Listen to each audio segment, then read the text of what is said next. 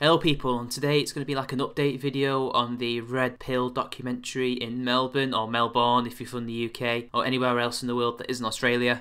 So Kino Cinema has cancelled the film from being shown. The feminist petition to stop the film from being shown has succeeded, despite being 200 signatures short of its goal. Like, it was meant to be 2,500, as people will see in my old video, yet apparently it only needed like 2,300. Now, I was looking at the comments, and this was at 6 o'clock in the morning where I should have been asleep, but I noticed one comment in particular from an anti-feminist who mentioned a lot of things that really interested me. And I think before we get into the cancellation itself and how we can try and solve this issue, I want to try and bring to the attention of change.org and you guys these little points here. And this is from a Fraser Hopwood, and he says, "I know another commenter left the following." So this isn't actually from him, but he's quoting another person. 1. Susie Smith is not a real person, and this petition infringes on the protected class of freedom of expression for the filmmaker. 2. This petition is designed solely to exert pressure on a commercial enterprise in order to limit the potential for disagreement with the user's own beliefs. Change.org should not be used for such a purpose. The movie does not contain misogynistic hate content, and therefore the petition is deliberately misleading. 4. Paul Elam is not a pro-rape racist, as the allegation alleges, therefore the petition is defamatory. 5. The movie does not teach men how to violate women physically and emotionally, therefore the petition is misleading in this respect also. 6. On the basis of the above, please remove this petition from your site immediately. Now let's take a look at number 1. Well, Susie Smith may not be this person's real name,